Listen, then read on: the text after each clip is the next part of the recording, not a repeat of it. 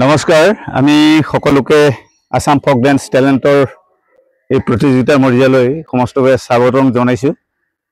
আমি আপোনাক জনাবলৈ পাই সুখী হৈছো। যোৱা বছৰ আমাৰ যেটো সিজন 1 আসাম ফক ডান্স টেলেণ্টৰ যেটো সিজন 1ৰ যি আমাৰ টপ 30 যি প্ৰতিযোগিতা আমাৰ আছিল তাৰ আমাৰ ইয়া গায়ত্ৰী দহতিয়া আমাৰ টপ 30 লৈ আহিছিল। আৰু তাত আমি বিশেষকৈ আমাৰ যিদিনা ফাইনেল হৈছিল ফাইনেল ৰাউণ্ডত পাইছিল গৈ তেওঁলোকৰ কাৰণে আমি কিছুমান উপহাৰৰ ব্যৱস্থা কৰা হৈছিল আৰু তাত আমি প্ৰদান কৰিছো গোলাঘাট এমএছআৰ হলত। এওঁ তাত উপস্থিত নহল গৈ সেইকাৰণে আমি আজি ইয়ালৈ আহিছো যেতিয়া ইয়াতে আমি তেওঁৰ উপহাৰখিনি আমি দিবৰ কাৰণে চেষ্টা কৰিছো। তেওঁক আমি প্ৰথমতে আমাৰ যিখন মানে আমাৰ ঠিক মানে আসাম ফক ডান্স টেলেণ্টৰ লোগোটো আমি প্ৰদান কৰিবৰ কাৰণে আমি পল্লৱী শইকীয়াক আমি অনুৰোধ জনাইছো। পল্লৱী চুতীয়া হয়।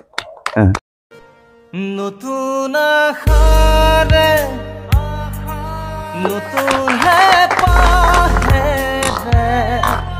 তোমাৰ সপোনে তাৰপিছতে আমি তেওঁৰ কাৰণে উপহাৰ আমাৰ স্পন্সৰ কৰা যিখিনি অনুষ্ঠান আছিল অনুষ্ঠানখিনি আমাক কিছু উপহাৰ স্পন্সৰ কৰিছিল।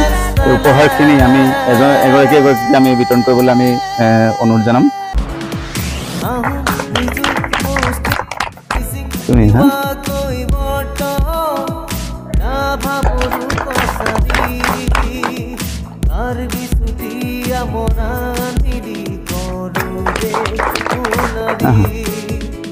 Assam folk dance talent, Assam folk dance talent.